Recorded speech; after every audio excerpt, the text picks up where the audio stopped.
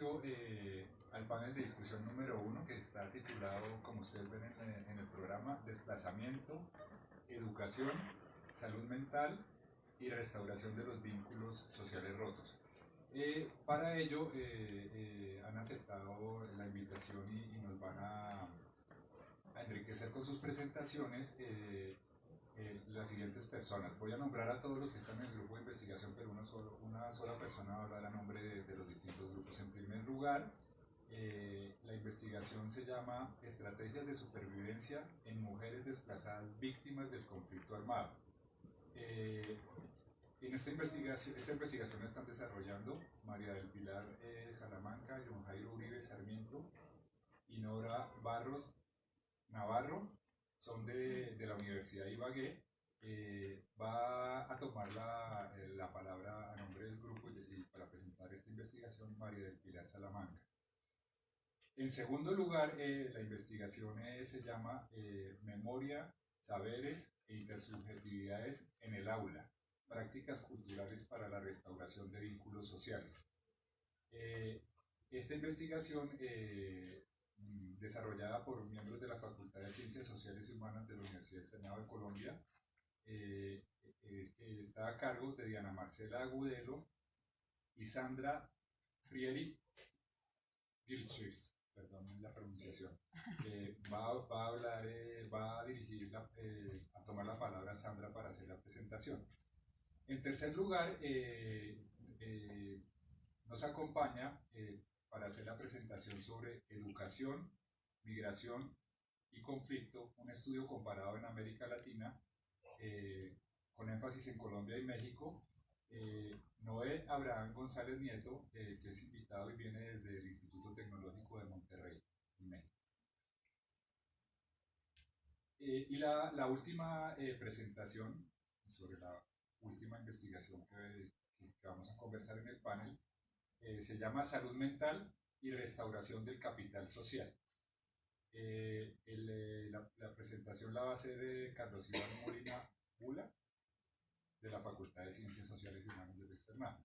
Entonces, la metodología para el panel de discusión es la siguiente.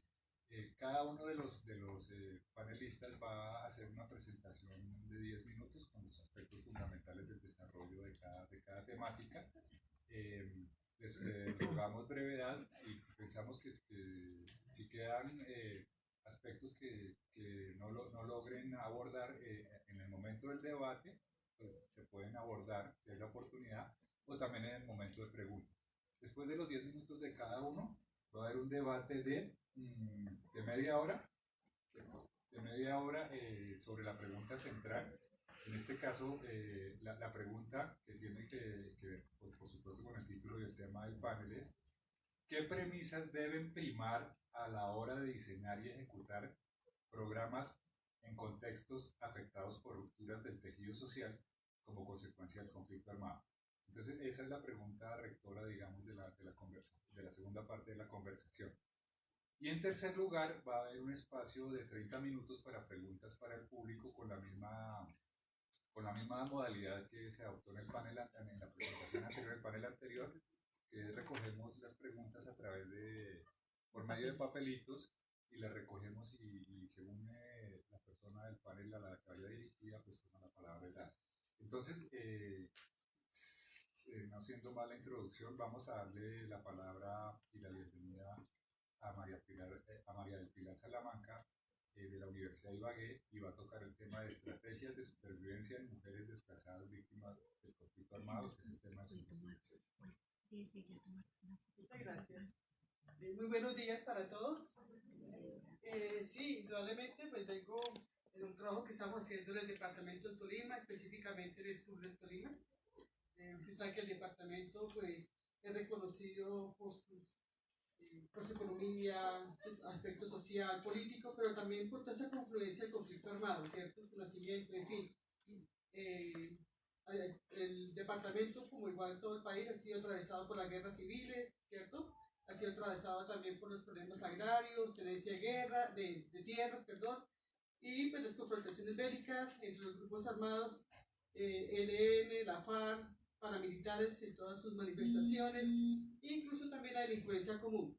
En ese panorama, pues uno de los mayores hechos victimizantes, si ustedes lo revisan en la UARI, en la unidad de víctimas, pues es el desplazamiento, ¿cierto? El mayor hecho victimizante, y siguen otros matices que se aparecen ahí con bastante fuerza en la población.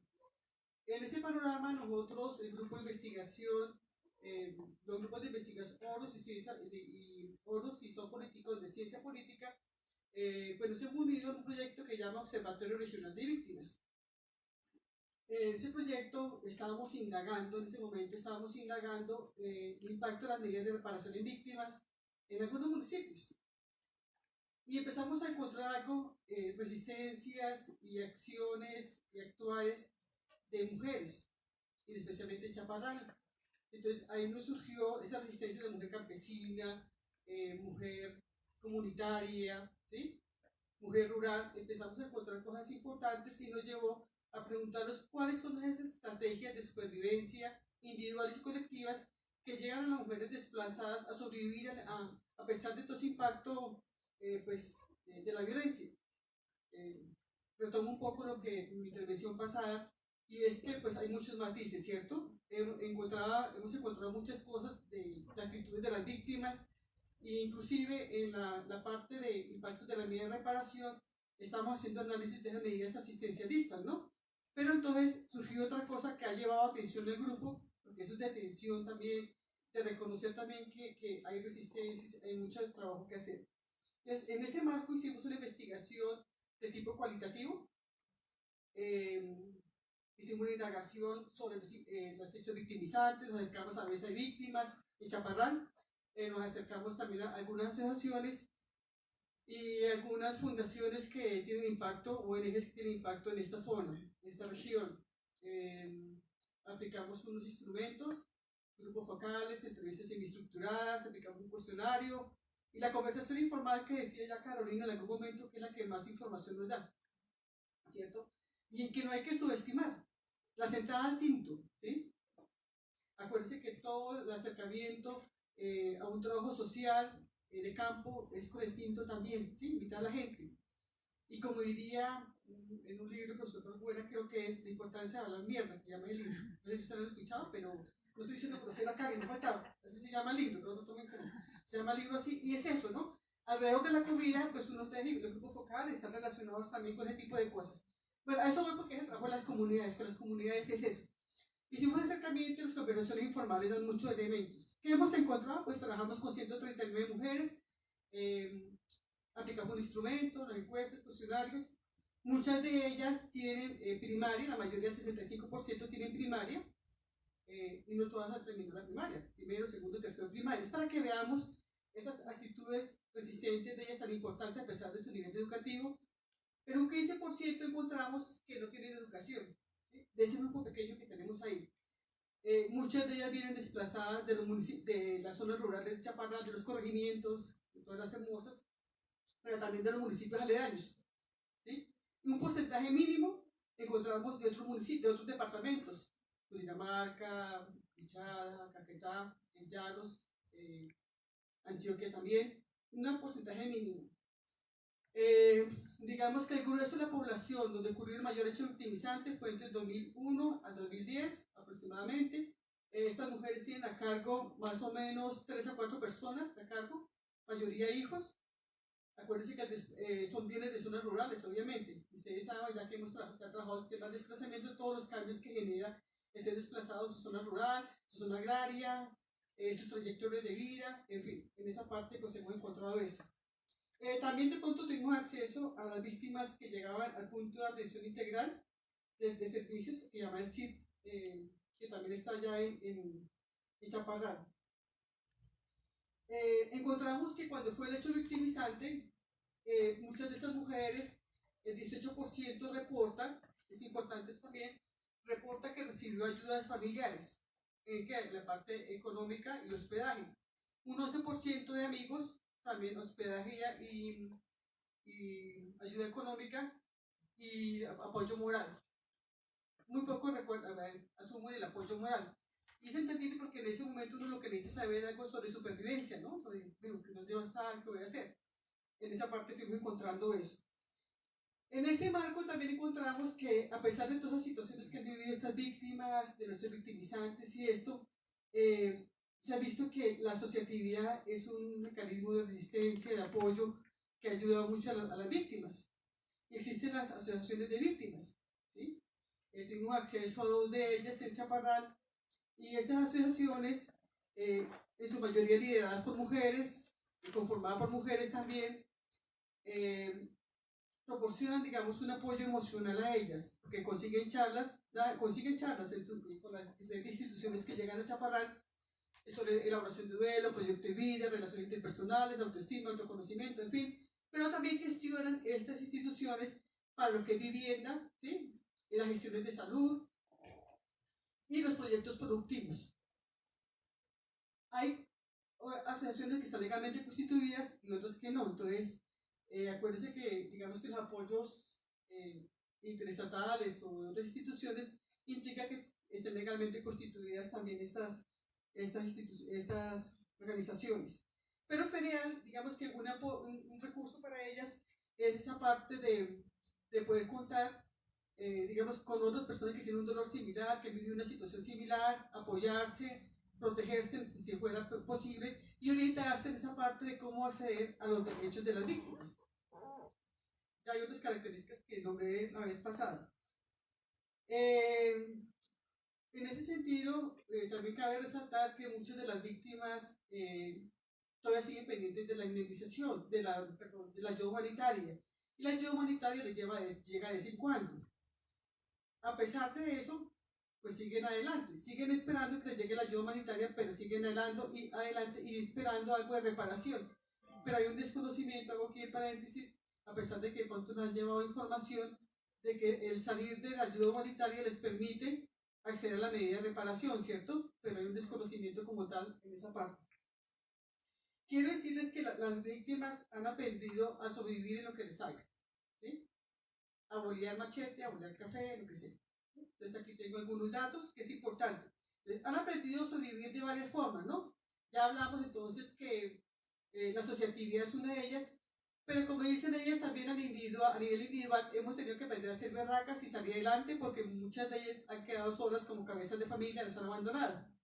O por X o Y razón, muchos hombres también, eso vale la pena también seguir indagando, quedaron flotando, ¿sí? Yo no sé qué hacer porque mi trabajo es el machete, el campo, ¿sí? Han quedado así como congelados y me llama la atención que eso podría también indagar esa parte de cómo han quedado los hombres también ante esas situaciones de guerra. Indudablemente, pues uno asume que los hombres son los que han ido a la confrontación por problemas familiares que hay en estos territorios, los Oviedos, los Muneques y demás, pero pues las mujeres son las que han tenido que asumir la jefatura familiar, pero los hombres también tienen unos impactos importantes también revisarlos.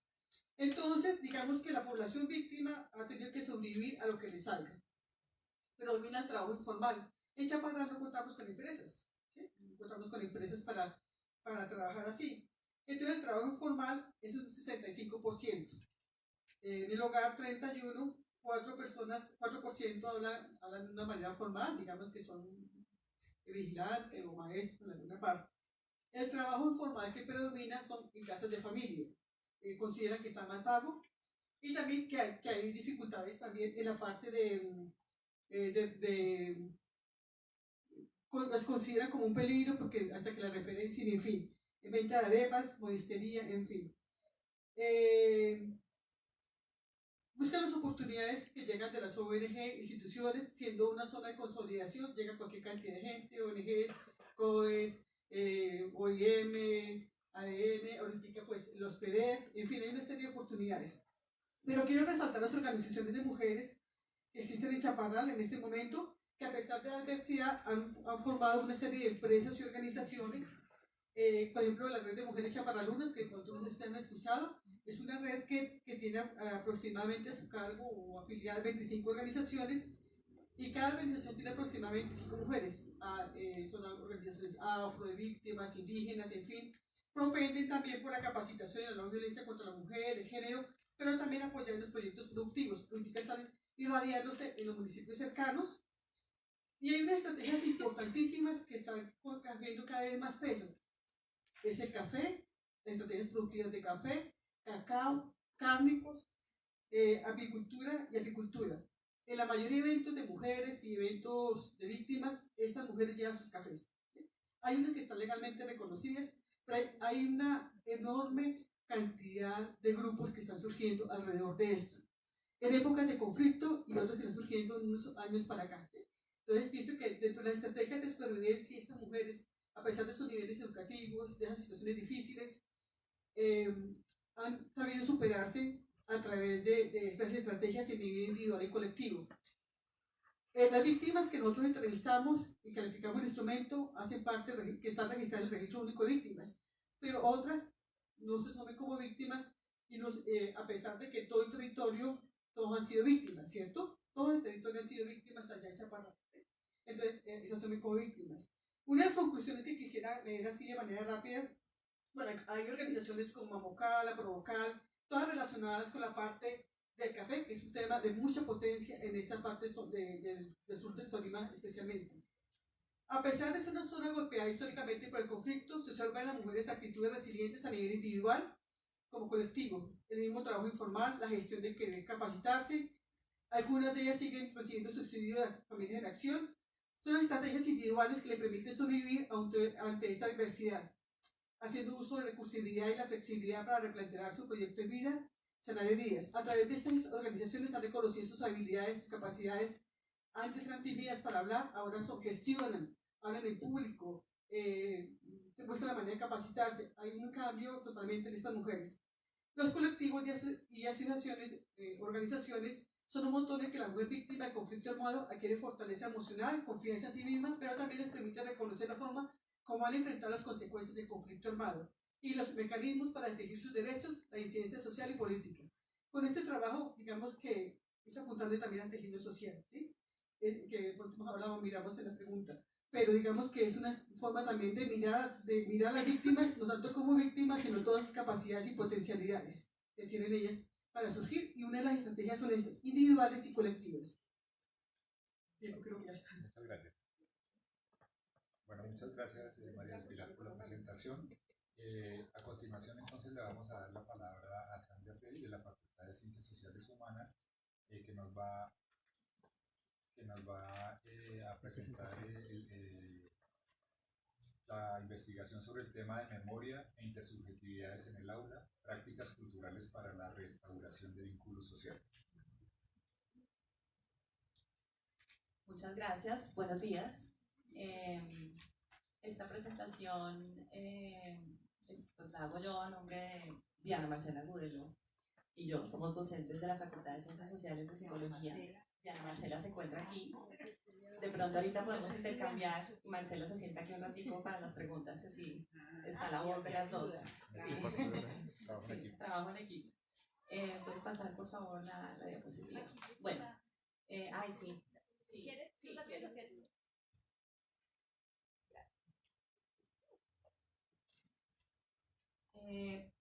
Digamos que este estudio que está en proceso de construcción, con Marcela venimos hace varios semestres preguntándonos por nuestra propia acción docente, por lo que hacemos como docentes con los estudiantes de séptimo semestre de psicología aquí en la Universidad Externado, y por, digamos, visibilizar la necesidad de una discusión pedagógica sobre lo que estamos haciendo de cara a las prácticas que los docentes desarrollan en el campo de la psicología educativa, en el contexto de Soacha. Ya les voy a contar en detalle eso.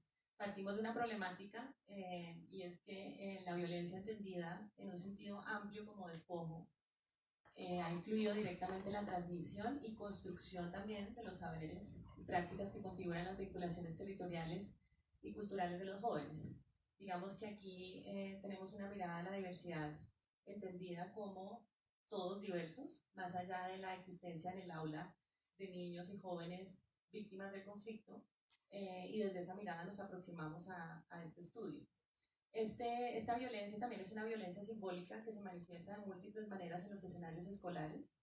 Se manifiesta a través de los currículos que en muchas ocasiones tienden a diseñarse de espaldas a la subjetividad de los estudiantes, a sus trayectorias de vida, privilegiando saberes o transmisión de saberes sobre la posibilidad de que los estudiantes construyan activamente conocimiento bajo lógicas, digamos, constructivistas de la pedagogía, y donde la subjetividad del estudiante y del docente o de la docente no aparecen en el escenario de ambos. Es una mirada del aprendizaje como una acción que ocurre, digamos, de espaldas al resto de las acciones escolares, de las actividades escolares. Es una mirada de la vida del estudiante como no existente dentro de las interacciones que se privilegian en el aula. Entonces, teniendo en cuenta esto, perdón, bueno, voy a hacer referencia rápidamente a las imágenes. Estos son algunas de las mediaciones que con Marcela hemos ido construyendo en la interacción que hacemos con nuestros estudiantes. Son cartografías donde los estudiantes logran plasmar sus trayectorias, en este caso particularmente identificando los fondos de conocimiento que ellos construyen en sus trayectorias vitales en interacción con sus familias y recorriendo el país, digamos en las migraciones que han tenido con sus familias sobre el país. Otra vez. Aquí se me van en los 10 minutos. Bueno, la pregunta que orienta este estudio es cuáles son los aprendizajes que arrojan las experiencias pedagógicas desarrolladas con estudiantes de séptimo semestre, como les decía, de psicología de la Universidad Externado, y entre estos y los jóvenes de 4 colegios de Soacha en el marco de la construcción de una intersubjetividad vinculada al territorio para la reconstrucción de vínculos sociales. Es decir, estamos haciendo una aproximación desde 2 vertientes, desde nuestra propia experiencia docente, pero también desde la experiencia que nuestros estudiantes construyen con los estudiantes de 4 colegios de Soacha. Aquí vemos en las imágenes también los practicantes de séptimo semestre en interacción con los estudiantes de Soacha, y vemos en la parte de abajo estudiantes de la universidad en ejercicios colaborativos de aprendizaje, que es lo que estamos, digamos, construyendo en este ejercicio. La metodología que estamos utilizando para aproximarnos a esto, pues básicamente son 2 metodologías que nos brindan las técnicas y las herramientas para hacerlo. Una es la investigación-acción en educación, que no es otra cosa que, digamos, profesionales en ejercicio estudiando su propia acción pedagógica de manera colegiada. Esto significa que Marcela y yo hemos estado sentadas conversando sobre qué es lo que hacemos como profesoras. En principio esto se podría ampliar a otros docentes también, ¿no? Identificando aprendizajes que van emergiendo de estas experiencias nuestras como docentes. También hemos utilizado la sistematización de experiencias. La sistematización de experiencias es una metodología de corte latinoamericano, muy orientada a la construcción de política pública, por cierto, que lo que busca es reconstruir y recuperar experiencias significativas para identificar en ellas aprendizajes. Es una metodología que está diseñada además para desarrollarse de manera participativa. Hemos hecho análisis de documentos y esa reconstrucción narrativa de la experiencia que hacemos nosotras y que hacen nuestros estudiantes de su propia experiencia se desarrolla a través de grupos focales, elaboración, digamos, instrumentos como el diario de campo, análisis de producciones didácticas, es decir, de todo el trabajo que hacemos como mediación didáctica y pedagógica en los escenarios escolares. Los resultados que hemos identificado hasta el momento. Vemos, obviamente desde una aproximación cualitativa, vemos una vinculación positiva con el conocimiento. Esto quiere decir que observamos en los estudiantes una participación activa en los escenarios de aprendizaje, y observamos en los estudiantes nuevas agencias, digamos nuevas posibilidades de agenciarse como estudiantes en escenarios de aprendizaje. Es decir, participaciones donde su propia subjetividad se pone en diálogo, sus trayectorias de vida se ponen en diálogo con conceptos académicos y con reflexiones académicas. Vemos también la posibilidad de construir contenidos curriculares que dialogan con el territorio y con el contexto de vida de los estudiantes. Esto pasa por algo que es muy importante en este ejercicio, y es que docentes y estudiantes nos volquemos hacia la investigación sobre lo que ocurre en los territorios. Es decir, nos volvemos investigadores de nuestra acción pedagógica en los territorios, reconociendo que existen saberes, prácticas y recursos locales que pueden alimentar el aprendizaje en la educación superior y en la educación escolar. La recuperación narrativa de las experiencias significativas. Aquí privilegiamos un pensamiento narrativo que puede coexistir con un pensamiento lógico-científico, que es el que se privilegia en la formación científica. Creamos las condiciones para recuperar narrativamente las trayectorias de vida y para construir encuentros intersubjetivos entre estudiantes y docentes.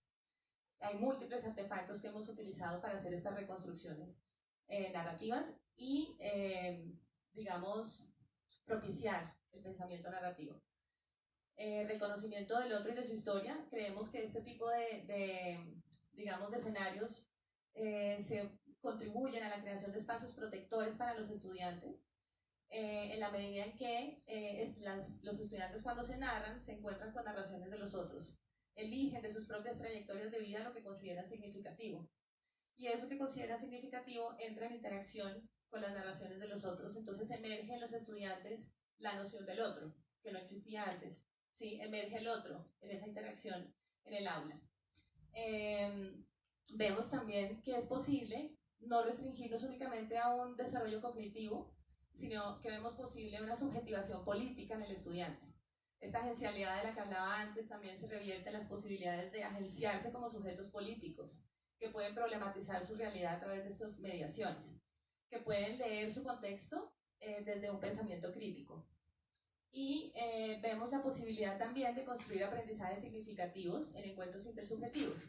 ¿Esto qué quiere decir? Que se reducen las asimetrías entre los discursos de los docentes y de los estudiantes.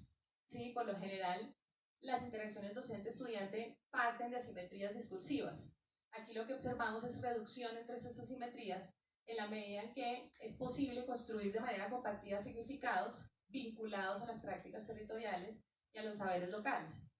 Vemos también la posibilidad de encuentros colaborativos y de aprendizajes grupales, así como también la posibilidad de construir fondos de conocimiento.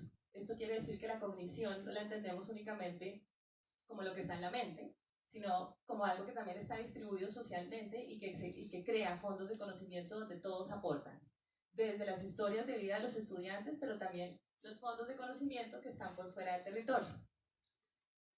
Aquí está la tabla. Únicamente quiero referirme, porque ya me quedo en la última columna, donde hacemos una recomendación. Existe política pública en educación, digamos, para hacer una educación pertinente al contexto, sin embargo no se dispone de ella como debería.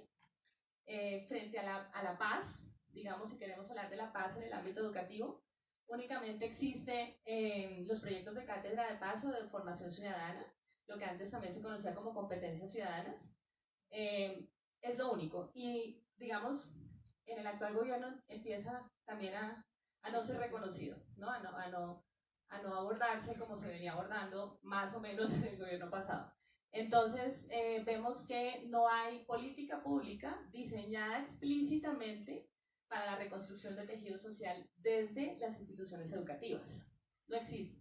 Digamos, los colegios tienen que crearla con las herramientas como los modelos de educación flexible, los PACE, los proyectos de educación rural, campesina y otros, digamos, elementos que están allí para que con eso podamos construir en la acción una propuesta de esta naturaleza, porque de manera explícita no existe. Muchas gracias, Sandra, por la presentación. A continuación vamos a escuchar a Noé Abraham González, nieto, que nos visita desde el Instituto Tecnológico de Monterrey. Su presentación se titula Educación, Migración y Conflicto, un estudio comparado en América Latina, con énfasis en Colombia y en México. Gracias, Noé.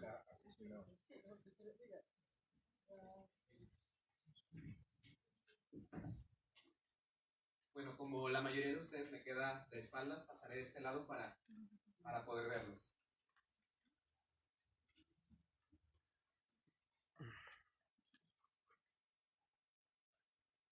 Bueno, pues muchas gracias, buenos días. Soy Noé González y yo soy estudiante del doctorado en Innovación Educativa en el Tecnológico de Monterrey. Al momento de definir mi tema de investigación y la problemática que iba a abordar, pues yo me percaté de algunas cifras, de algunos datos que arrojan instituciones y organismos internacionales acerca de la situación de desplazamiento y migración. Por ejemplo, que hasta 2016, de acuerdo con las Naciones Unidas, pues hay al menos 65 millones de personas que han sido desplazadas a nivel mundial. Hasta otros datos, por ejemplo, que 28 millones de niños pues están por esta situación fuera de la escuela. Entonces son situaciones que, pues aparte del ámbito escolar, vemos que también influyen situaciones sociales en el proceso y el desarrollo educativo de los estudiantes. Y finalmente, bueno, que a pesar de que un niño esté en un colegio, en una escuela, pues no es una garantía que va a poder desarrollar las habilidades y competencias que se espera. Por tanto, por ejemplo, de acuerdo con la UNICEF, el 38% de los niños que está escolarizado va a terminar la educación básica o primaria sin saber leer, escribir o inclusive hacer aritmética básica. Entonces, estas problemáticas, estas situaciones fueron las que me guiaron para definir mi problema de investigación. Por un lado, para fomentar o enfocarme en el tema del desplazamiento forzado y su vinculación con la educación. En el caso de Colombia, pues encontramos que, por ejemplo, durante este año, solamente 2018, 35,000 personas han sido desplazadas en los últimos meses. Y esto es algo interesante porque desde el 2010 ha sido el número más alto de desplazados que ha habido el año 2018. Así fue como yo planteé hacer un estudio comparado entre México y Colombia para analizar cómo se da o cómo ocurre este nexo entre la educación y el desplazamiento forzado. Porque México y Colombia, ambos países tienen una problemática de narcotráfico, una problemática también de conflicto en diferentes dimensiones, pero ambos países están desarrollando esta política, como lo mencionaban anteriormente, de una política que está vinculada con el tema de la guerra en contra de las drogas. Y también son los países en América Latina que cuentan con el mayor número de desplazados por motivo de violencia y conflicto en esta región. Fue así como planteé realizar esta investigación en los contextos educativos. Pero también surgió otra pregunta. No solamente el contexto educativo se observa en el colegio o en las escuelas que están formalmente establecidas, sino también se observa en los contextos no formales, en las iniciativas que las comunidades establecen, en los trabajos que las mismas familias y los hijos, los padres de familia empiezan a establecer para promover la paz, para promover el desarrollo de sus comunidades. Y es por eso que planteo mi investigación comparada desde otros dos niveles, no solamente el nivel comparativo de México y Colombia, sino también la comparación que se puede hacer entre los contextos educativos formales y no formales. Entiéndase, formales como colegios y no formales como estas iniciativas que les comento. Durante este año, desde abril hasta septiembre, estuve realizando un trabajo de campo en la región de Soacha. Esta es una región donde ha habido una gran cantidad de personas que han arribado por motivo de desplazamiento forzado de diferentes regiones de Colombia. De hecho, durante un periodo de 20 años, desde 1985 hasta el 2006, el conteo había sido de 666,000 personas que habían llegado como desplazadas a esta región de Soacha, lo cual representa el 17% de todos los desplazados a nivel nacional en Colombia. Esto pues hace que la región sea una región muy particular para hacer un análisis de este tipo, y es así como estuve trabajando de abril a septiembre en un colegio de este departamento en Cundinamarca, bueno, en Soacha, y también estuve trabajando en un espacio que se denomina Gestores de Paz, donde trabaja la comunidad, los niños y jóvenes junto con los padres de familia para promover el desarrollo de estrategias de construcción de paz. ¿Cómo fue realizado este trabajo? Este trabajo parte de una metodología cualitativa con una visión de investigación participativa. Estuve yo realizando algunas entrevistas, estuve haciendo grupos focales y algunos ejercicios proyectivos que me permitieran conocer cómo ocurre este nexo entre educación y desplazamiento forzado. Mi llegada a Colombia fue una llegada que me permitió enriquecer mucho mi tema de tesis, y fue así como pasé de una pregunta muy general, una pregunta que estaba vinculada con únicamente conocer la vinculación entre educación y desplazamiento forzado, a enfocarme en las siguientes preguntas. Por un lado, visualizar cómo las prácticas pedagógicas en la educación formal y no formal establecen o se permean en las nociones de éxito, florecimiento y futuro de estas comunidades. Me percaté que mucho de lo que ellos están trabajando, las estrategias que trabajan en la comunidad, los discursos de los profesores están enfocados en estas ideas de ser alguien en la vida, cómo alcanzar el éxito. Y esto fue lo que me empezó a interesar con respecto a las investigaciones que había realizado y a lo que estaba haciendo en mi trabajo de campo.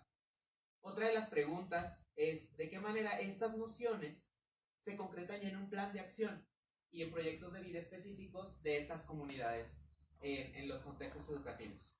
Y finalmente, con una visión ya prospectiva y que se vincula mucho con el establecimiento de políticas públicas, es cómo se pueden pensar pedagogías para el futuro. De esta manera estuve realizando el trabajo de campo.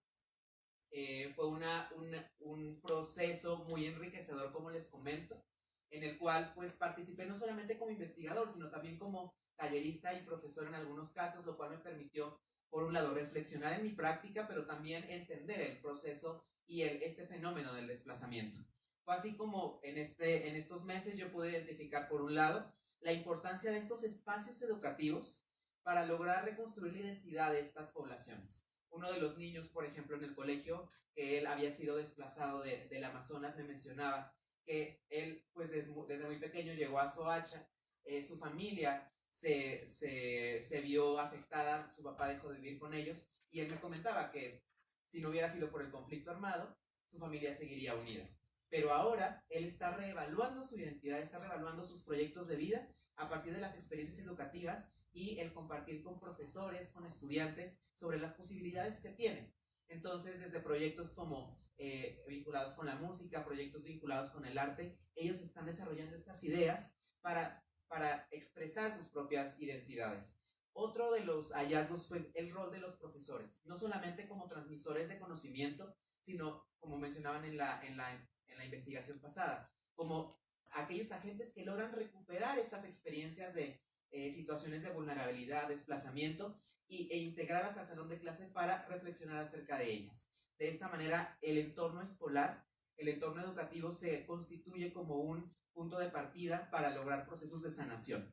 Otro es la importancia del involucramiento de las comunidades. Esto lo pude ver principalmente en el contexto de gestores de paz.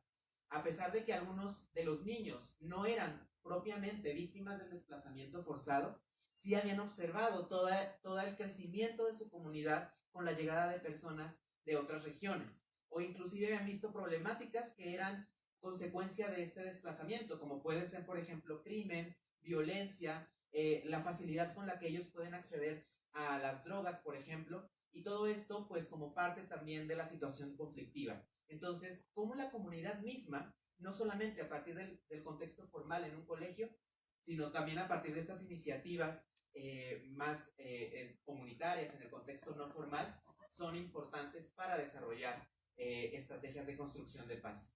Y finalmente, una reflexión que me queda con respecto a esto es cómo se está hablando del conflicto, partiendo también de las cuestiones sobre el lenguaje, cómo se refieren a sí mismos ellos, cómo es que las familias, los padres de familia conversan con sus hijos acerca de la situación de desplazamiento y conflicto. Son algunos de los temas que también surgieron en las entrevistas y en los ejercicios proyectivos que estuve llevando a cabo con estas comunidades. Entonces, como podemos observar en la tabla, ya para terminar, las recomendaciones, pues por un lado, es vincular estos espacios educativos formales con los no formales. Actualmente hay muy poca vinculación de estos espacios y no hay una política que logre vincular estos espacios para lograr una potencialización de las habilidades y competencias de estas comunidades. Por otro lado, también impulsar los mecanismos de fortalecimiento de la formación docente, pero también de reconocimiento, para dar a conocer cuáles son esas estrategias y prácticas de éxito que docentes en estos contextos han logrado establecer y cómo podemos empezar también a compartir esos hallazgos entre diferentes docentes. Otro, por ejemplo, es abrir espacios de colaboración con la comunidad, con los padres de familia. No solamente cerrar a la escuela al contexto de educar a los niños, sino también compartir con la comunidad. Y finalmente, la importancia de la educación comparada, la importancia de reconocer la diversidad de contextos y de retroalimentar estos contextos para lograr establecer mecanismos donde podamos establecer prácticas de éxito y promover que los estudiantes empiecen a construir estas ideas de futuro, estos proyectos de vida vinculados con su reconstrucción identitaria. Muchísimas gracias.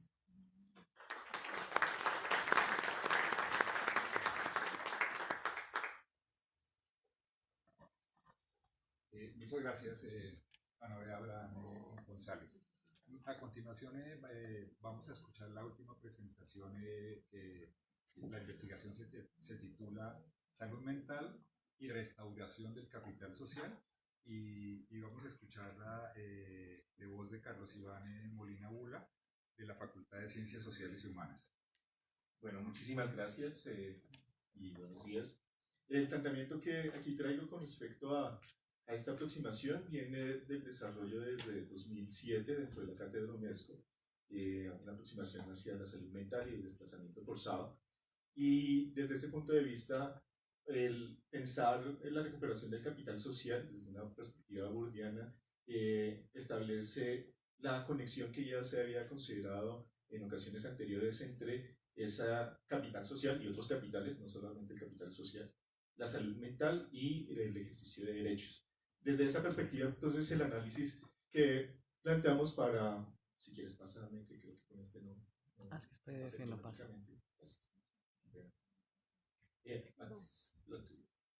Ha sido hacer un énfasis sobre cómo se ha podido demostrar que hay una relación específica entre la salud mental, sus afectaciones, el capital social, los derechos, cómo esto aparece en diferentes investigaciones, y en particular para esta ocasión en el análisis de la Encuesta Nacional de Salud Mental de 2015, en donde esto se da no solo en términos de las afectaciones entendidas como problemas y trastornos mentales que aparecen allí relacionadas con población que ha vivido el desplazamiento forzado producto de la violencia sociopolítica, sino que además aparece algo, gracias a que esta encuesta tiene un carácter particular, y es que no se centra solamente en trastornos, habla de problemas de salud mental, pero también de la salud mental en términos positivos.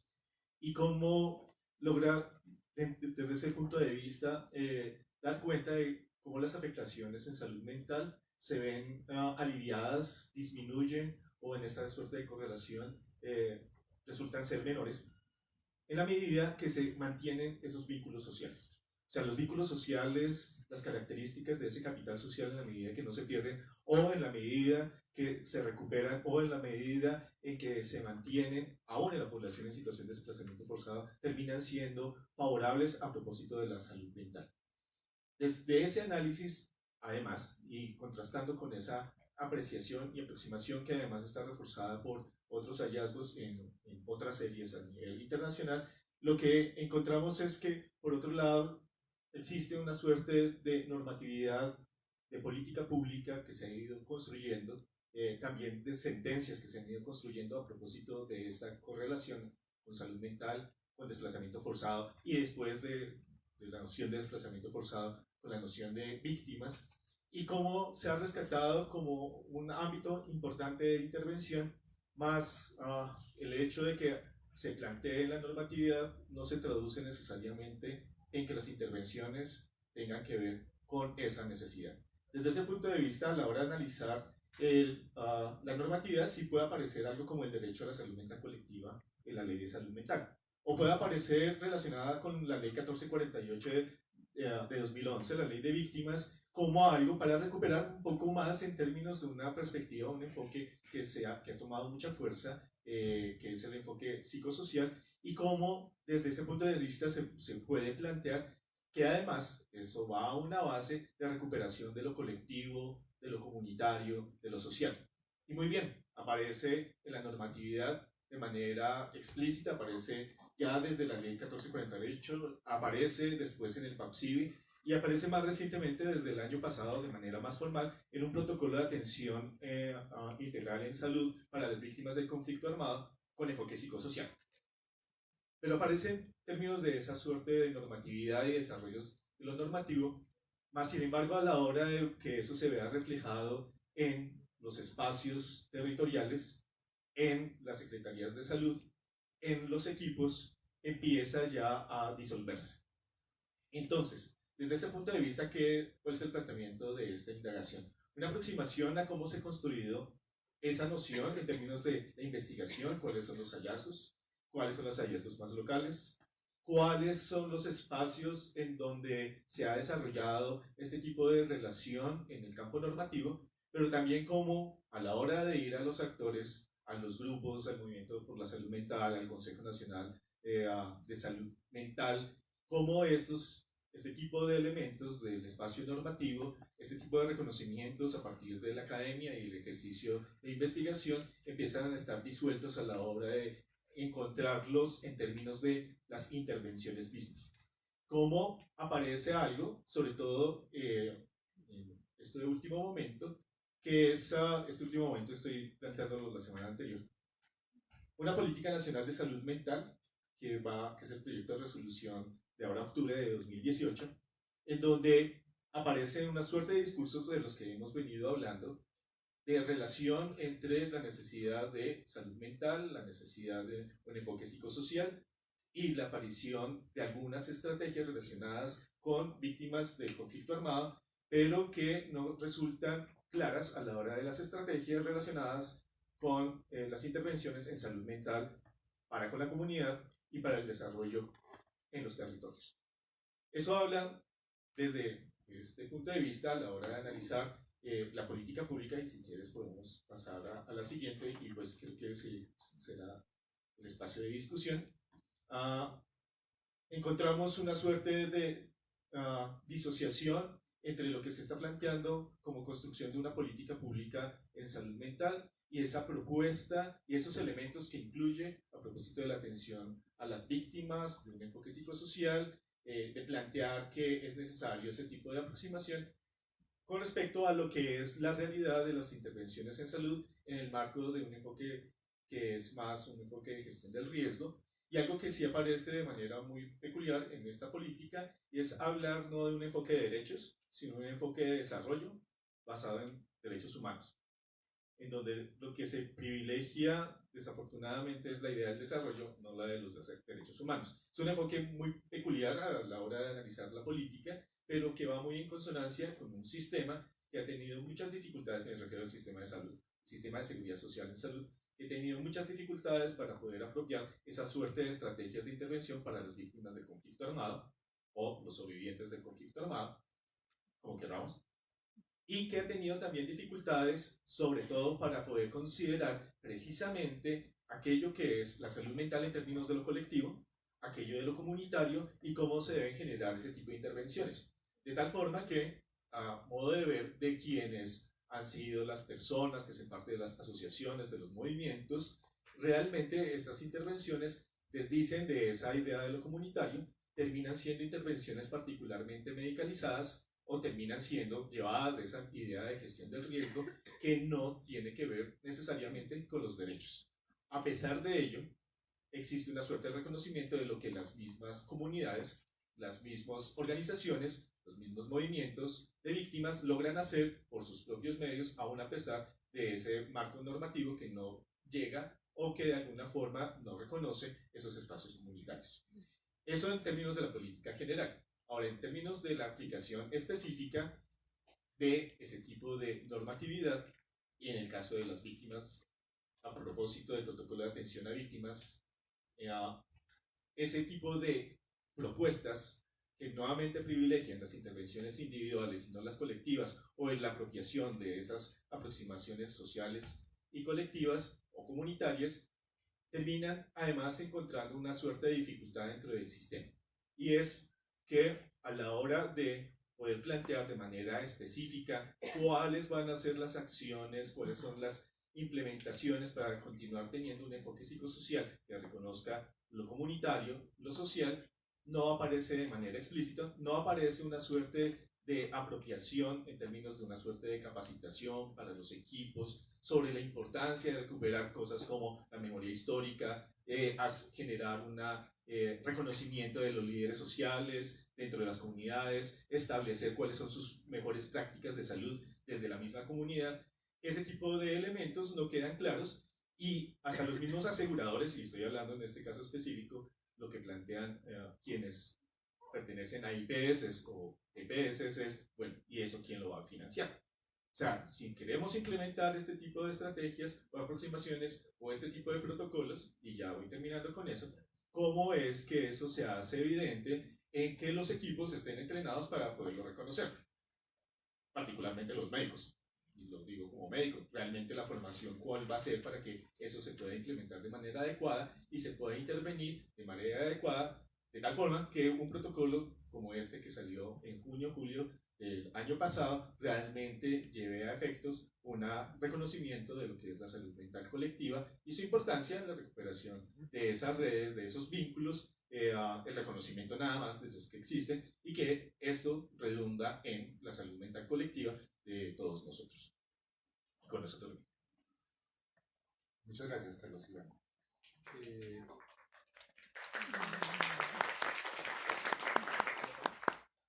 Bueno, ya hemos escuchado las breves y disciplinadas intervenciones de cada uno de los 4 panelistas. A continuación, de acuerdo a la metodología del panel, vamos a aprovechar un espacio de debate de 40 minutos en el que cada uno de los panelistas va a profundizar, teniendo como referencia la pregunta rectora del panel, que como está en la programación que cada uno de ustedes tienen, dice así: ¿qué premisas deben primar a la hora de diseñar y ejecutar programas de política pública en contextos afectados por rupturas del tejido social como consecuencia del conflicto armado? Entonces, eso nos remite a que esta pregunta gruesa, general, orientadora del panel, está enfocada hacia el propósito de restauración de los vínculos sociales rotos en comunidades y personas en situación de desplazamiento forzado, originado por el conflicto armado. Yo quisiera, si es posible, sugerirnos énfasis para las intervenciones de cada uno de ustedes, sin que sea camisa de fuerza, si quieren ampliar algún otro aspecto que no pudieron desarrollar por razones de tiempo. Entonces, en la primera presentación sobre la supervivencia, las estrategias de supervivencia de las mujeres, que escuchamos la experiencia de las mujeres desplazadas en Chaparral, Tolima, llamó la atención, entre otras muchas cosas, por un lado, la oportunidad, muy entre comillas, como estrategia que las mujeres desplazadas en Chaparral tratan de aprovechar a partir de la asociatividad y la solidaridad que ese espacio genera. Eso se ve como una oportunidad de restauración, de reconstrucción del tejido social, pero contrasta mucho la actividad de las víctimas mujeres, ¿sí?, con la pasividad o la parálisis, creo que fue la palabra que usaste, parálisis por aturdimiento, por confusión, por la misma situación de los hombres que no encuentran oportunidad fuera de su contexto y en esta nueva situación de desplazamiento. Yo sugeriría ese énfasis en la primera que me llamó la atención. Por otro lado, en la presentación sobre la investigación de memoria e intersubjetividades en el aula, que es en el contexto de la población de Soacha, también teniendo en cuenta la pregunta rectora general enfocada a la restauración del tejido social, pero también a cuáles serían las premisas a tener en cuenta en el diseño e implementación de la política pública, pues llama la atención las potencialidades que genera el aula y la experiencia que están desarrollando en Soacha, en la experiencia de investigación, pero también de participación en el proceso educativo. La mención del aula como un espacio protector de los estudiantes con potencialidad por el descubrimiento y la potencialidad que tiene la diversidad y el hallazgo de la otredad. En ese contexto de diversidad, si se puede desarrollar eso teniendo en cuenta que una de las conclusiones es que hay un vacío de política pública, ¿no? Que eso, después de la primera aprobación de la ley sobre desplazamiento en 1997 hasta la fecha, pues es lamentable, ¿no? Y hablando además de la sentencia T025, de los principios rectores de Naciones Unidas, etc., es un vacío. Entonces, ¿cómo se podría aprovechar eso? Yo sugeriría también como énfasis en la intervención sobre la educación, migración y conflicto en América Latina, tomando como base como dos o tres afirmaciones, ¿no?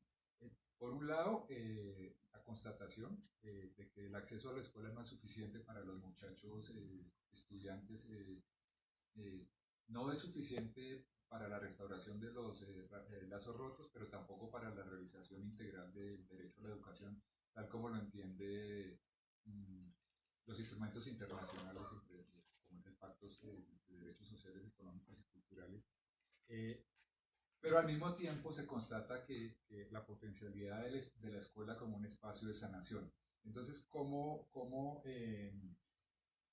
potenciar ese problema de debilidad en la permanencia de los estudiantes en la educación, de manera que esa posibilidad de la escuela como espacio de sanación y de restauración del tejido social sea aprovechada debidamente? Y por último, o sea, que es el tema más difícil para mí, es el tema más técnico, porque tiene muchos aspectos de salud y de salud mental en este caso, ¿sí? Si sería posible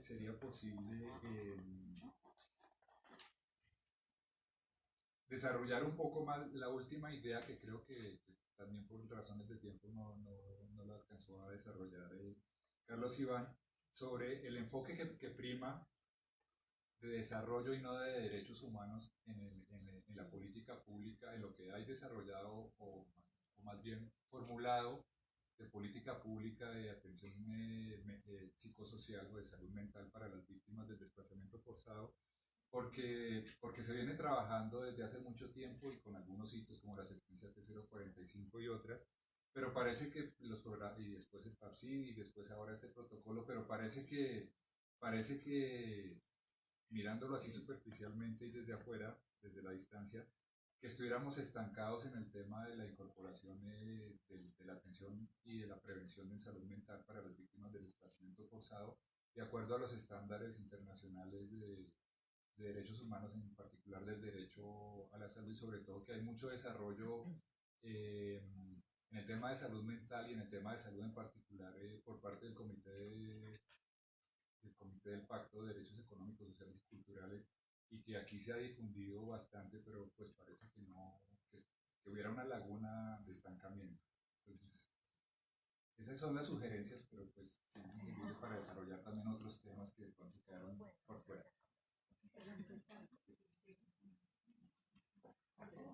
Bueno, trataré de dar respuesta a la pregunta también, pero estaba pensando, pues digamos que las premisas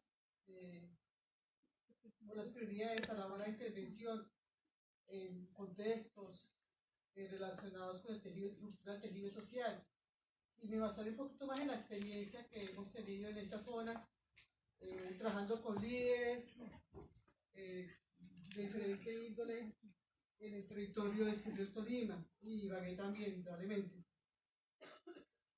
Yo daría como una sugerencia de 3 puntos, teniendo en cuenta también lo que ellos nos comentan sobre las intervenciones que hacen las instituciones y universidades que llegan al terreno también.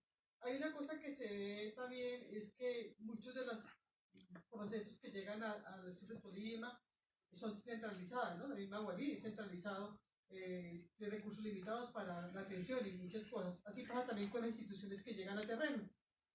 Indudablemente hay que mirar el contexto. No es lo mismo las víctimas hace 15, 10 años lo que están ahora. ¿Sí? Hay que mirar el contexto que estamos las víctimas en este momento. ¿Sí? Estamos en un proceso de posconflicto, de desacuerdo, estamos iniciando un proceso de paz.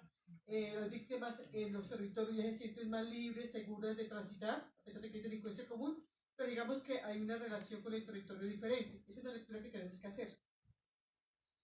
El tejido social también implica, pues en este momento, para llegar allá, es seguir, bueno, retomo otra vez esta idea.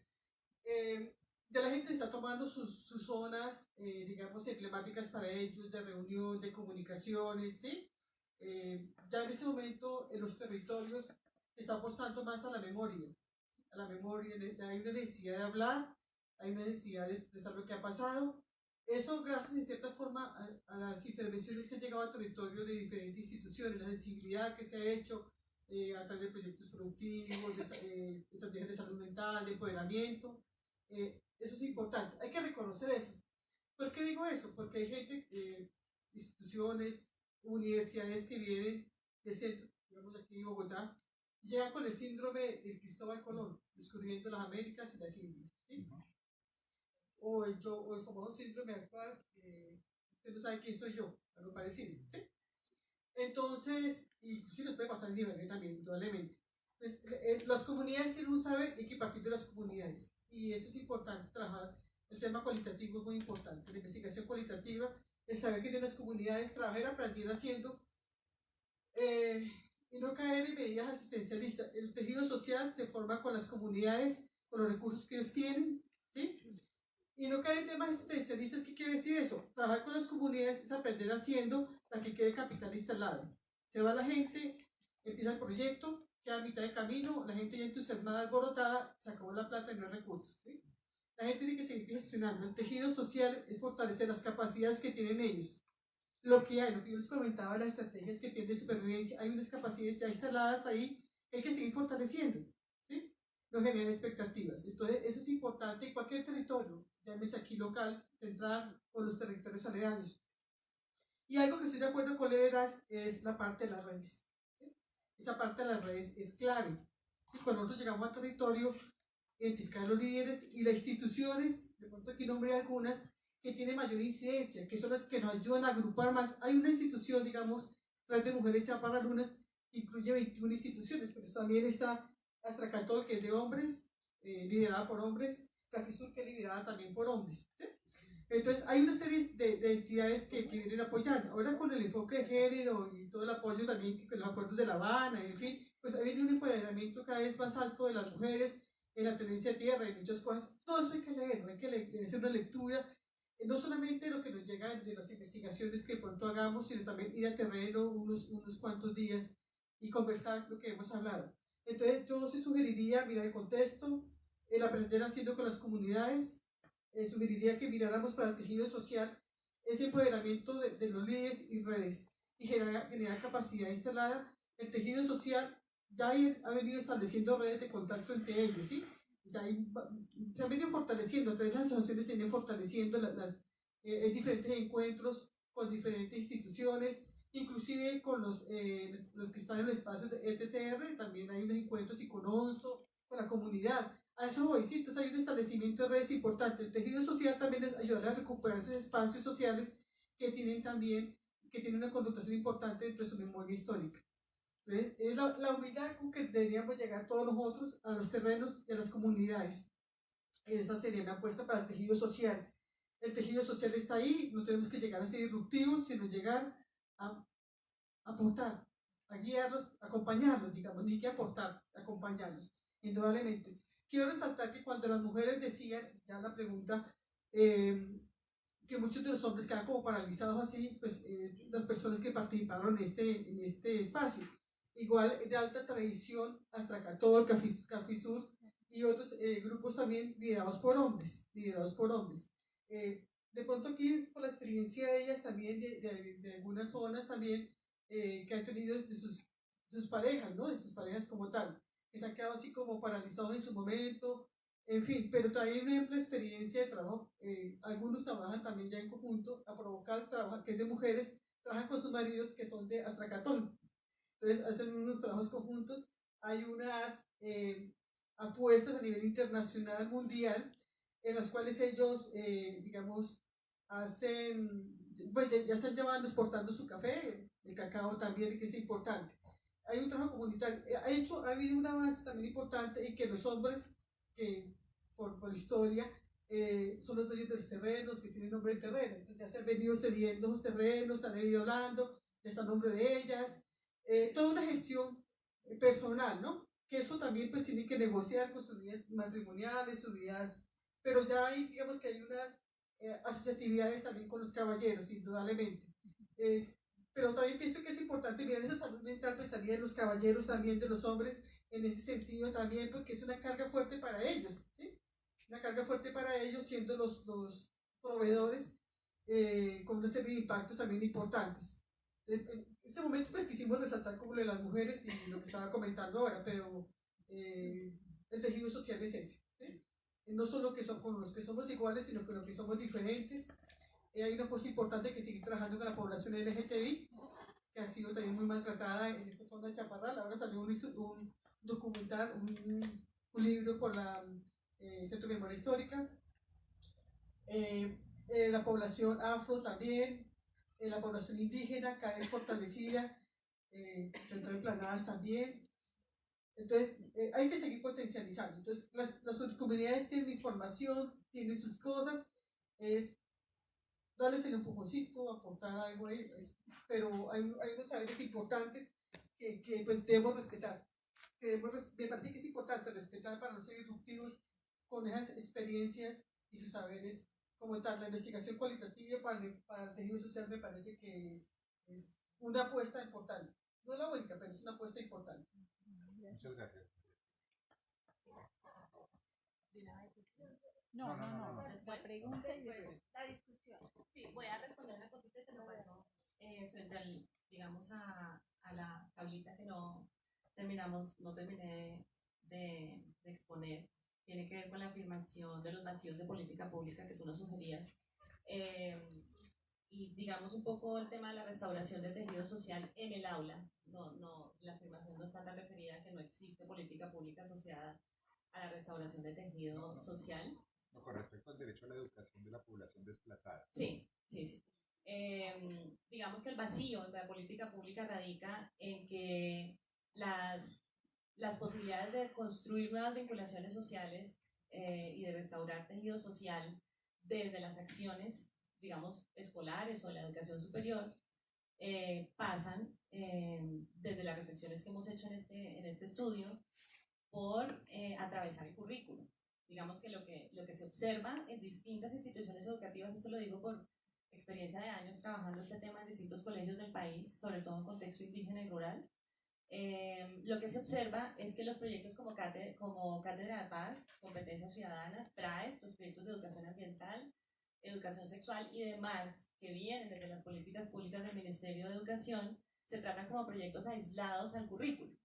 Entonces, en la medida en que no atraviesan los procesos de aprendizaje, se tratan de, digamos, de maneras, puede decirse, estereotipadas o de maneras aisladas de los sentidos que los estudiantes pueden construir vinculando esas temáticas con sus propias vidas, ¿no? Entonces, un profesor de matemáticas no se plantea la posibilidad de trabajar un proyecto de paz, ¿sí? O a lo sumo de convivencia escolar, algunas competencias como la asertividad y la empatía que se trabajan en algunos colegios, pero en principio solo está atravesando las lógicas curriculares, ¿no? Entonces, un poco ese vacío está puesto, es en esa mirada, ¿no? En la mirada de los proyectos aislados y muy pocos intentos por hablar de tejido social, especialmente para educación rural, para los PER, los proyectos de educación rural del Ministerio de Educación, donde sí hubo esfuerzos, digamos, por acercarse a la idea de reconstrucción de tejido social en comunidades rurales. Sin embargo, esto tiende a devolverse en los últimos meses, incluso en el Ministerio de Educación. Entonces, el vacío, digamos, en la educación está puesta ahí, sumado a que, un poco en la línea de lo que se decía en las exposiciones, en las iniciales, la diversidad se asocia a paquetes poblacionales, en donde, digamos, no se está asumiendo una educación inclusiva en términos de que toda la población es diversa, digamos, una aproximación a la diversidad en condiciones de igualdad, sino la diversidad asumida por paquetes de grupos poblacionales, donde quedan por fuera un montón de estudiantes, digamos, que no hacen parte de un grupo étnico o de un pueblo indígena, o sencillamente es un poblador campesino que está en una vereda, pero no existe la política pública, ¿sí? Está puesta Decreto 804, Ley 115 General de Educación, para grupos poblacionales particulares, ¿sí? Como lo es, por ejemplo, la educación. Entonces, quiero darle un momentico la palabra a Marcela para lo que mencionaba sobre espacios protectores, rápidamente. Muchas gracias. Bueno, buenos días. Y quería comentar varias cosas respecto al proyecto y a esto que nos ha presentado Sandra, para pensar esto que tú nos proponías de por qué pensar el aula como un espacio protector. Nosotros trabajamos en un proyecto territorial ya por 3 años en Soacha, y hemos tenido una serie de aprendizajes como progresivos en donde lentamente, a veces muy lentamente, nos vamos dando cuenta por qué trabajar desde la psicología educativa en escenarios de aula le apunta a la restitución de vínculos. Y en ese sentido, digamos, hay que considerar esos dos niveles de trabajo que propusimos para esta investigación, mirarnos a nosotras mismas, como decía Sandra, en nuestra práctica docente, pero también lo que nosotros hacemos con los estudiantes en el aula, les pedimos que lo hagan con los chicos de los colegios en su práctica de psicología, que es pedirles que hablen de sí mismos, pedirles que hablen de quiénes son, de dónde vienen, qué sentido tiene para ellos estar aquí. Y creo que tanto para los estudiantes en el colegio como para los estudiantes en la universidad, pasa, digamos, como por un momento de sorpresa, entender que se están vinculando de otra manera con el otro que es su compañero, con el otro que es su profesor, con el otro que es el rector, que sé yo, el coordinador. Porque al principio quería comentar estas dos cosas que son para mí como chistosas y trágicas al mismo tiempo, que es, digamos, la manera como han participado los colegios en esta perspectiva en los 3 años. Digamos, ahí, por un lado, el apoyo de los colegios, digamos, la apertura de los chicos, pero también mucha insistencia en que ellos no ven, y eso es importante, no ven el trabajo. Ellos ven a los chicos hablando con los estudiantes sobre su vida y les parece que no están haciendo nada, lo cual es muy diciente, ¿no? Porque de ellos, digamos, esperaría ellos creen que una propuesta más rigurosamente estructurada tiene que ver con talleres de información sobre cosas, sobre cómo poder transmitir información, y nosotros pensamos que más bien en cambio de la información deberíamos trabajar en pos del conocimiento, y que si el conocimiento es una relación, necesita necesariamente la presencia de un sujeto que conoce, y de preguntarse por quién conoce. Y digamos, en el escenario de aula pues no solo están los estudiantes, sino que también están los docentes. Y en esta perspectiva pues están los chicos, sus profes, los practicantes, nosotras, nuestros, digamos, es como un ejercicio ahí de bucle, en donde la diversidad entendida como oportunidad nos parece chévere pensarla desde la singularidad, que quiere decir básicamente que todos somos diversos, tan diversos como podemos, es decir, en nuestra expresión subjetiva somos un mundo de sentido completo, que cuando pedimos a los estudiantes en el aula que empiecen a explorar ese mundo de sentido completo, es imposible desvincularse después de la manera en la que yo me vinculo con el otro, porque narrativamente recuperan su experiencia, y ahí cuando yo escucho al otro en su experiencia yo me puedo reconocer como hermano, como hijo, como pareja, como sujeto, ¿sí? Y allí pasan cosas que empiezan a ser maravillosas. Entonces estos primeros escenarios, digamos, las primeras veces que los chicos llegan a los colegios, los estudiantes se emocionan mucho porque piensan que van a capar clase, porque vienen los practicantes. Y los practicantes se angustian mucho porque ellos se dan cuenta. Y me pasa a mí también en mi clase, ¿no? A veces ellos sienten que es la clase fácil, porque es como, bueno, pues yo hablo, pues voy a hablar de mí y de cómo llegué a ser yo. Y las cosas que nos pasan en el camino son muy chéveres porque, digamos, que en esa perspectiva transversal es poder ver, digamos, cómo ese efecto tiene, digamos, como una potencia muy, muy, muy grande. Y entonces, digamos, como que hay un efecto de transformación que es muy potente, y por el cual nosotras pensamos que esta posibilidad de pensar el proyecto en términos de restitución de vínculos era muy potente. Conversábamos también ahora en relación con esta perspectiva de cómo abordar un escenario tan dramático como la restitución de vínculos, que a veces parece tan grande que es imposible, porque entonces tendríamos que hacernos cargo como de un montón de cosas. Sí, voy para allá, voy a cerrarlo. Pero nos parece que esta cosa de aterrizarlo en lo concreto, en el escenario pequeño, digamos, de pensar esa singularidad, no solo nos pone a pensar en la necesidad de trabajar con una población que es desplazada, sino que nos incorpora como parte de ese entramado social que está roto, que es que no está roto para ellos, está roto para todos nosotros, ¿sí? Y en ese sentido, por eso pensamos como pensar la restitución más allá del posacuerdo, y la diversidad más allá de las perspectivas de población, digamos, como estos paquetes poblacionales.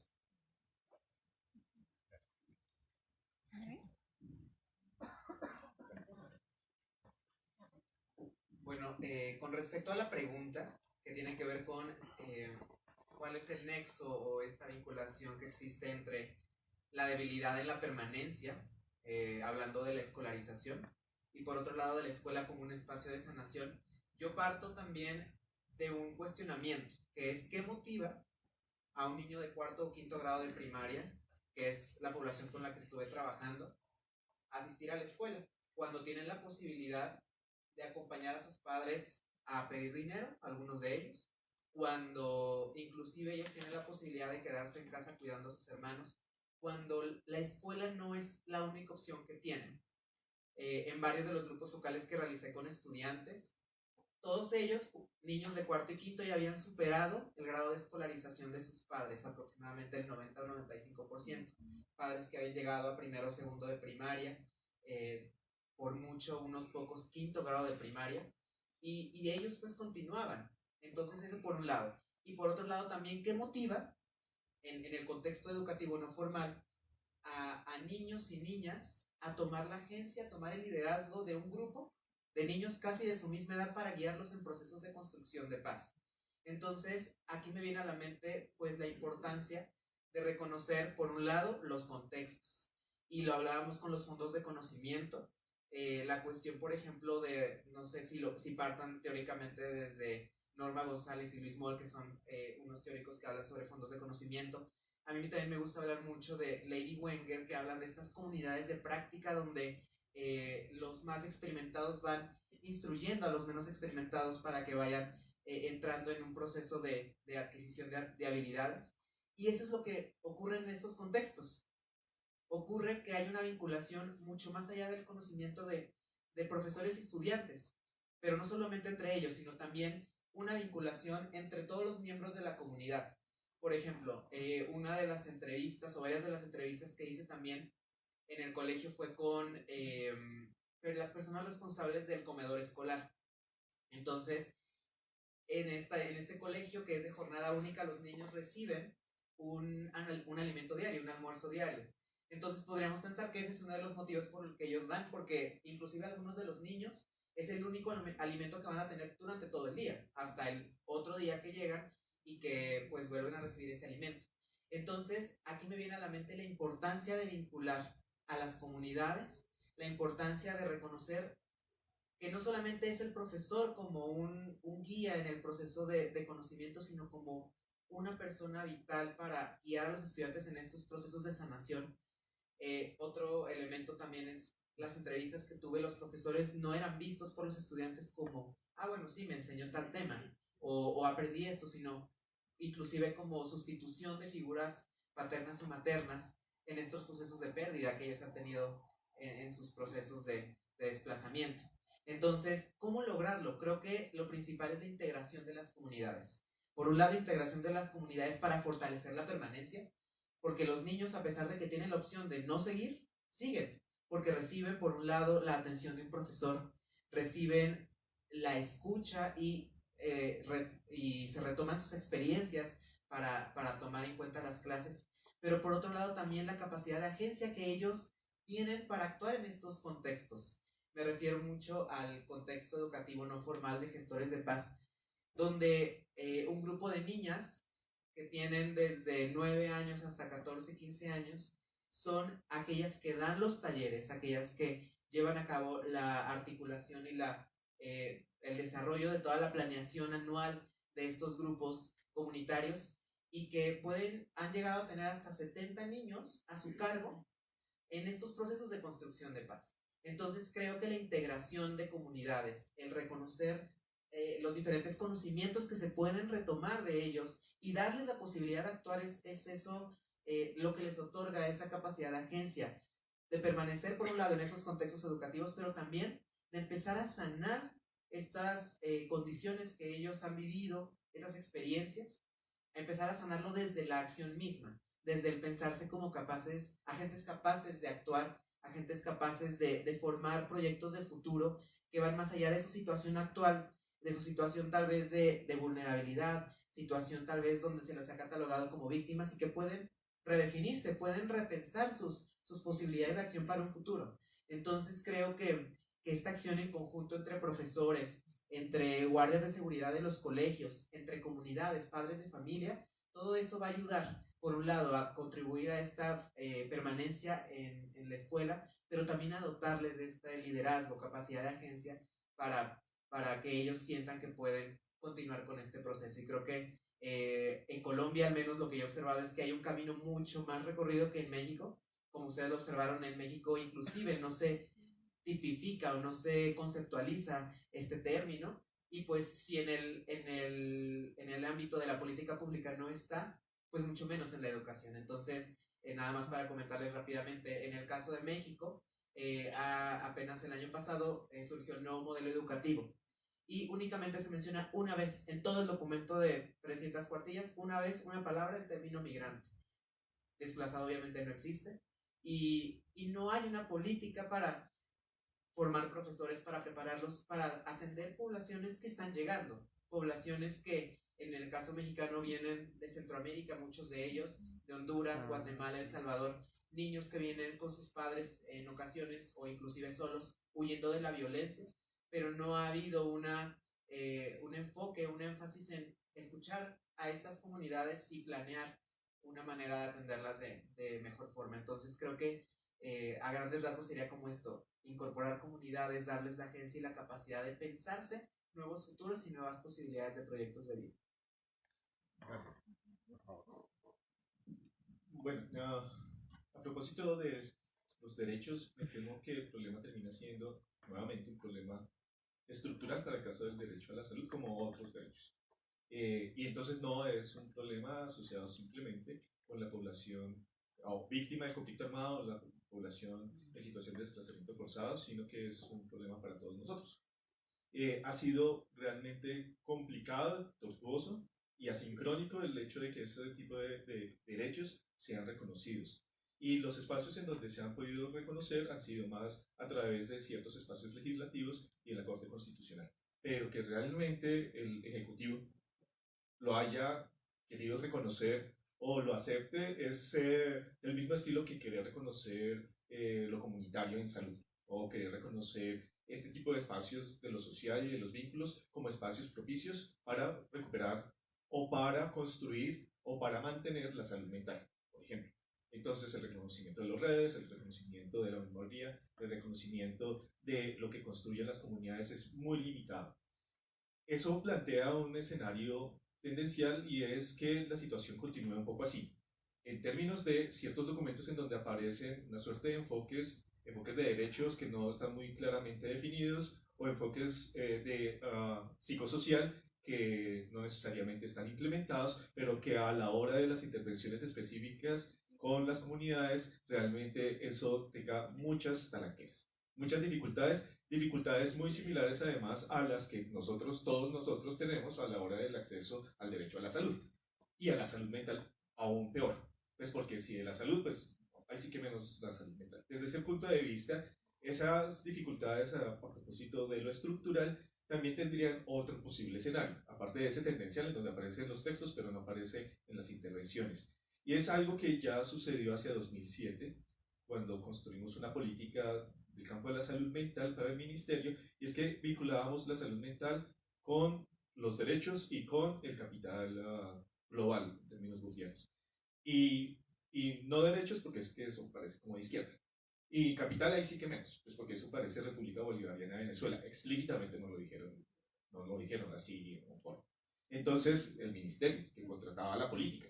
Entonces, el otro escenario es un escenario que no es el tendencial, es un escenario que es más pesimista, y es que regresáramos a una mirada en donde aquello de los derechos nuevamente sea cuestionado, en términos de que eso no tiene que ver con, aún a pesar de que tenemos ya una ley estatutaria de la salud, a pesar de que mucho se ha avanzado, pero que entonces nuevamente tome fuerza, como en aquel momento, otras formas de aproximación a la salud, en donde predomina ideas como las de gestión del riesgo, una idea medicalizada de las intervenciones en salud, ¿sí?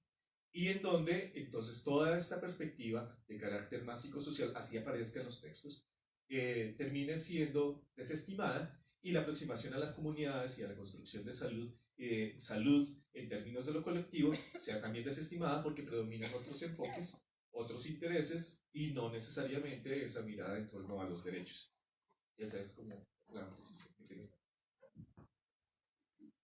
Muchas gracias por esas aclaraciones y esa segunda intervención a manera de debate. A continuación, bueno, ahora estamos un poquito apurados en cuanto al tiempo, pero lo que corresponde es entonces, ahorita que cada uno de los panelistas, a cada uno les hicieron unas preguntas, pero también hicieron unas preguntas para responder entre todos. Aquí hay unas preguntas que son para Carlos. Perdón. Gracias. Estas son para Noé. Usted ya les entregué todo. A María. Y aquí hay dos preguntas que están dirigidas a todos. Creo que podemos comenzar por las de todos y después a cada uno le damos la palabra para que conjugue las preguntas particulares con la pregunta colectiva, de destino colectivo. Las voy a leer las colectivas y entonces a continuación les doy la palabra. Esta dice así. Bueno, repite la pregunta orientadora del panel. ¿Qué debe primar para restaurar los vínculos rotos? En primer lugar, el derecho a la salud. En segundo lugar, el derecho a la educación. Y en tercer lugar, el derecho a la supervivencia. Parece que es una pregunta con respecto a qué es prioritario de estos tres derechos para restaurar los vínculos rotos. Una pregunta difícil.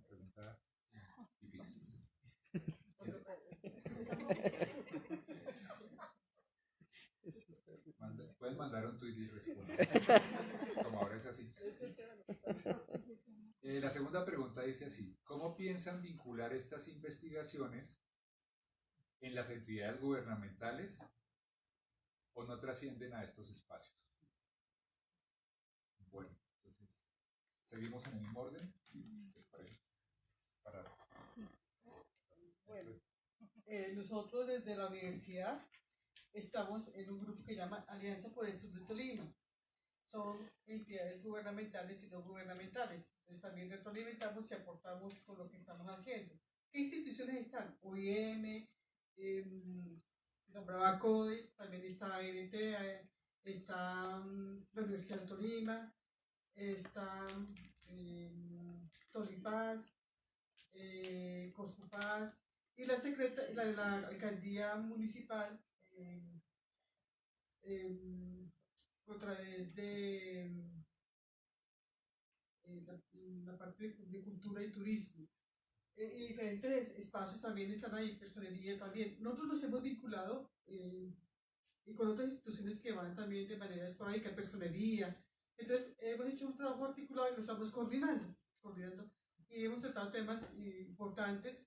Inicialmente esta alianza inició como, para la redundancia, como, digamos, pedagogía para los momentos de votación, pero hemos trabajado temas con víctimas, temas relacionados con la memoria histórica. Entonces, lo que nosotros hemos trabajado, tratamos de articularlo con la institucionalidad, con esta alianza que tenemos. Digamos que lo que nos hemos venido retroalimentando, hemos hecho trabajo. El hecho de ser a Chaparral, nos apoyamos también en la institución de que están en Chaparral, ¿sí? Y que también tienen incidencia en la alianza. Entonces, hacemos retroalimentación conjunta, unimos esfuerzos de la investigación, recursos económicos. Todos ponemos un granito de arena para generar incidencia. Entonces, digamos que en nuestro caso trabajamos de manera en red para poder generar incidencia en el sur del Tolima. Acordemos que todo el mundo llega y encontramos que parte de ese proceso de red es porque todo el mundo estaba haciendo cosas aisladas y la gente estaba cansada, como Carlos, de taller en taller, ¿sí? Entonces, pues, hemos tratado de unir esfuerzos en esa parte. Digamos que por esto hemos logrado cierta incidencia. Involucrarnos, ¿sí? Digamos, involucrarnos en los procesos de investigación en esta parte. Respecto a esta pregunta. Rápidamente, pues digamos que la investigación que estamos haciendo está, como ya les contábamos, enmarcada en un proceso de práctica, y esta práctica pues se desarrolla bajo el marco de un convenio interinstitucional entre la Universidad de Externado y la Secretaría de Educación de Soacha. En ese sentido, lo que se hace, digamos, en la práctica busca impactar a los 4 colegios, pero buscamos, con las dificultades que eso implica también, porque no es fácil, poder llegar también al ámbito, digamos, de la Secretaría de Educación, bajo la cual, digamos, está el marco del convenio, y hacer, digamos, unas presentaciones al final de cada semestre donde se invita a distintos miembros de la comunidad educativa, pero también se invita a funcionarios públicos de la Secretaría a que conozcan los trabajos que están haciendo los practicantes. En ese sentido, pues tenemos una vía, digamos, de entrada a impactar, pues, digamos, en la Secretaría y a impactar la política pública que de allí pueda desprenderse. Tenemos otra estudiante en este momento de 10º semestre haciendo su práctica intensiva en la Secretaría, lo cual nos ayuda también a generar esos enlaces con lo que pasa en los colegios. Hasta ahí hemos llegado, digamos, con esto. Esperamos poder socializar los resultados de este trabajo a la Secretaría de Educación de Soacha igualmente, cuando terminemos. Con respecto a esta pregunta, es en el caso mío que estoy en 2 contextos, tanto México como Colombia.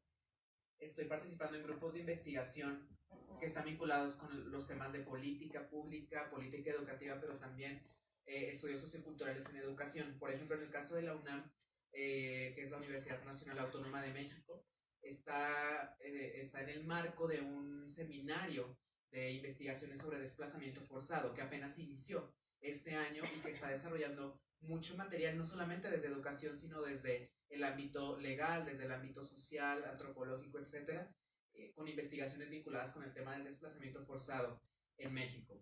Otro de los proyectos en este país es en el Tecnológico de Monterrey, con la participación de este proyecto en 2 grupos de investigación.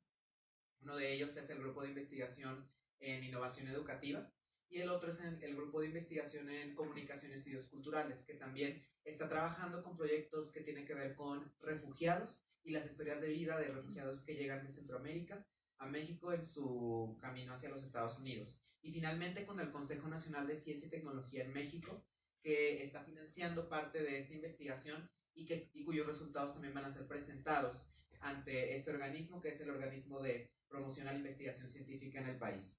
En el ámbito colombiano estoy participando con esta investigación en 3 contextos. Por un lado, la Universidad de los Andes, a través de diferentes proyectos y grupos de investigación. En la Universidad de los Andes también fue la promotora de un encuentro de educaciones rurales, donde también parte de las investigaciones y resultados de este proyecto se compartieron para justamente el objetivo de aportar a la política pública desde los profesores, desde los investigadores y quienes están en contacto con la educación rural. Otro es aquí mismo, con esta cátedra en la Universidad del Externado y finalmente con la Universidad Javeriana, con donde también estuve colaborando en un proyecto que tiene que ver con memoria histórica y el tema del desplazamiento. Entonces se espera que los resultados que pues se establecieron a largo plazo durante 2019, ya finalmente con la comparación de los resultados del estudio en México y en Colombia, sean compartidos en estos espacios, sean también enviados a los contextos del CONACYT y a los contextos universitarios que les he mencionado, para continuar dando seguimiento y continuar investigando sobre las preguntas que queden abiertas para llevar a cabo este análisis. Ese sería en mi caso.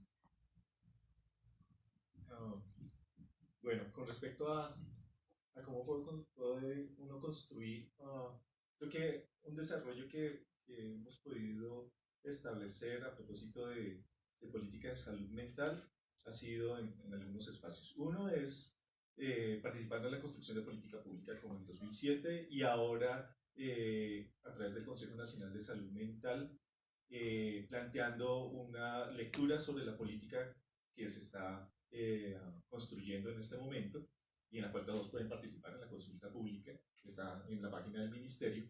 La lanzaron el Día de la Salud Mental, pero pues falta que la firmen, entonces todavía hay un espacio como para hacer una discusión y ahí hay que hacer incidencia política en las políticas públicas. A veces desestimamos este tipo de espacios y vale la pena hacer una lectura juiciosa de ese tipo de documentos, no solo desde el Consejo Nacional de Salud Mental, como ustedes sabemos, sino también desde los demás actores en salud mental, que somos todos somos parte de esa discusión.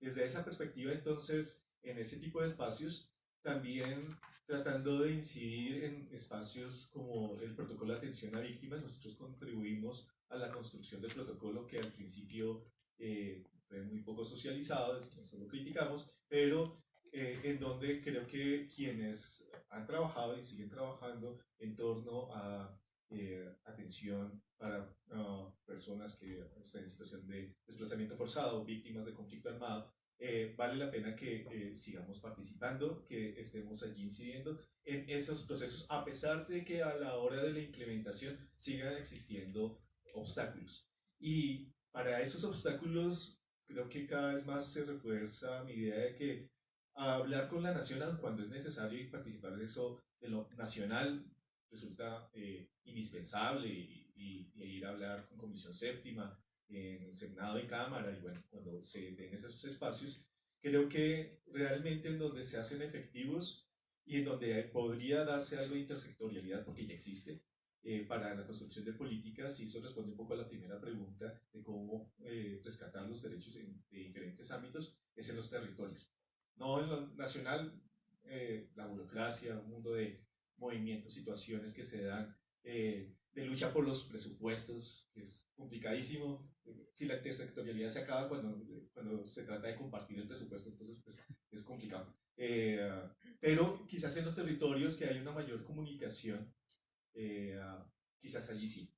Además, para rescatar precisamente algo que se ha planteado acá, y son las redes, lo que existe, las oportunidades, lo que ya está, también poder apoyar, reconstruir lo que se ha perdido, pero sobre todo rescatar lo que existe, y eso creo yo es sobre todo con los territorios. Y entonces en eso sí estamos tratando de promover, ha sido muy difícil, pero hemos tratado de promover algo que son los consejos, así como hay un consejo nacional, hay unos consejos territoriales de salud mental, donde deben participar no solo quienes pertenecen al sector salud, sino diferentes ámbitos, y como que por allí tal vez se pueda hacer algo de construcción en torno al derecho a la salud, pero también que se reconozcan las otras acciones que otros sectores realizan que van en pro de la salud y en particular de la salud mental.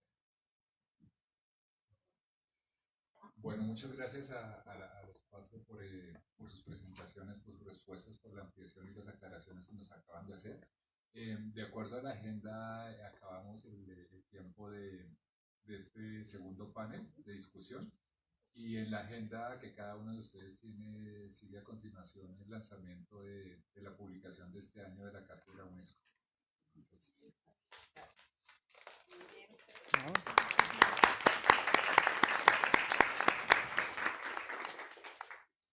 bueno, entonces muchas gracias a ustedes. Gracias. Bueno, entonces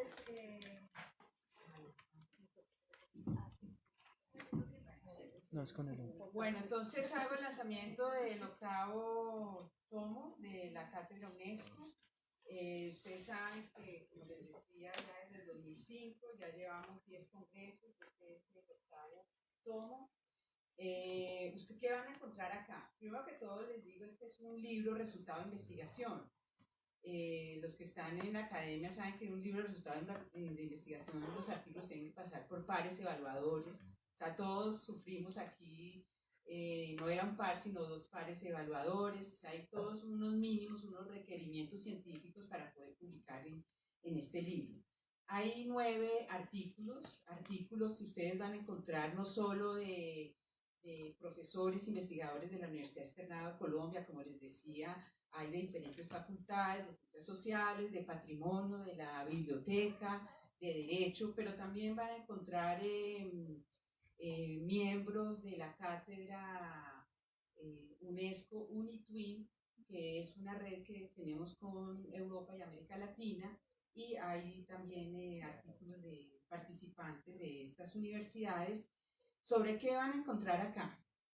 Bueno, van a encontrar, ustedes ven el título, no lo ven todavía, el libro está afuera, pero es justicia restaurativa, pero hay un énfasis en la relación con los DES, con los derechos económicos, sociales y culturales frente a las víctimas de conflicto armado. Hago énfasis porque, pues, como ven, seguimos con el tema, profundizando lo de la justicia restaurativa en ámbito transicional. Este tomo es sobre justicia restaurativa, no solo en ámbito transicional, sino en otros ámbitos también del común. Y se reflexiona mucho sobre el concepto de justicia, no solo desde el punto de vista jurídico, técnico, sino desde el punto de vista filosófico e incluso antropológico. ¿Por qué digo antropológico? Porque van a encontrar reflexiones sobre justicias ancestrales, justicia restaurativa y justicia ancestral, pero desde el punto filosófico también la teoría de la justicia de Rawls. Hay una reflexión frente a las realidades, por ejemplo, en el ámbito brasileño. O sea, cómo las injusticias que están viendo en este país se confrontan con la teoría de Rawls. Incluso van a encontrar un artículo de Jimena sobre la justicia desde la base, desde lo que dice las víctimas del desplazamiento forzado. Entonces, con esto, como les decía, son 9 artículos. El primero es sobre el sujeto de la injusticia, sufrimiento y reparación, límites de una teoría de la justicia, de Betania Assi, de la Universidad de la PUC de Río de Janeiro. Está el artículo de El nexo de la política y la vida humana, nuevos debates para la política y los derechos humanos. Este es de un profesor de la Universidad de Porto Alegre, de Castor Bartolomé Ruiz. Está un artículo mío que hice sobre justicia restaurativa y el buen vivir ancestral, el caso Arhuaco, una investigación de antropología jurídica sobre cómo la justicia restaurativa no solo, ni son recientes, porque a veces dicen, uy, tan nuevo el tema. No, eso siempre ha existido. Sí, y pues la justicia ancestral pues siempre ha existido. Puede que ahora se habla se formaliza, hace 20 años de justicias transicionales, etcétera, pero pues, y tampoco vienen solo de, pues sí, en Canadá, Nueva Zelanda también hay justicias restaurativas, pero a veces tenemos aquí enfrente nuestras justicias restaurativas. Está el libro de Viviana Jimena Sarmiento Álvarez, Justicia como Derechos, una noción de justicia construida desde la vivencia del desplazamiento forzado y sus actores. Otro artículo de Carolina Montes Cortés, de la Facultad de Derecho, sobre la reglamentación del pago por servicios ambientales en la implementación del acuerdo de paz, una novedad ilusoria. Capítulo 6, del profesor Carlos Iván Molina Bula, garantía del derecho a la salud para víctimas del conflicto armado con enfoque diferencial, dificultades, avances y nuevas propuestas. Sabemos que seguimos en las mismas temáticas, pero seguimos profundizando e indagando otros caminos. El capítulo 7, Viviana Gutiérrez Cristancho, la intervención psicosocial comunitaria dada por el Estado y su aporte al proceso de reconciliación en contextos colectivos. Está el capítulo 8 de Carol, ¿dónde está Carol? Por ahí yo la vi, Carol Contreras y Carlos Alberto González. Miren esta combinación, a mí siempre Carlos es de la Facultad de Patrimonio y Museología y Carol Contreras, literaria, pero está dentro de la biblioteca del Departamento Cultural, ¿no? Y hacen un énfasis, un gran aporte sobre la visualidad y desplazamiento forzado en Colombia, que hoy tenemos la presentación también por la tarde, pues otra fase de este proyecto. Y por último, está un artículo de William Alejandro Gamboa Sierra de la Facultad de Patrimonio sobre los tejidos de Mampuján, patrimonio, empoderamiento y desarrollo sostenible. Entonces, como ven, pues es no solo por las temáticas, las problemáticas, sino también, y lo que venía diciendo desde el principio, lo que hemos trabajado aquí, no solo son investigaciones teóricas, sino son investigaciones que tratan de dar insumos para los tomadores de decisión, para los tomadores de decisión o diseñadores también de la política pública. Entonces ustedes encontrarán el libro allá afuera, si no en la feria de la universidad, que dice que están en un descuento grandísimo, entonces bueno, no sé cuánto es el descuento, pero pues hago el lanzamiento y con esto pues cierro, creo que ya este panel en la mañana, y nos encontramos a las 2 de la tarde aquí en este mismo salón, y ya después creo que va a haber 2 paneles por la tarde y después está la parte de arte, cultura en la biblioteca. Nos podemos ir todos juntos. Bueno, muchas gracias y a las 2 de la tarde nos vemos. Gracias.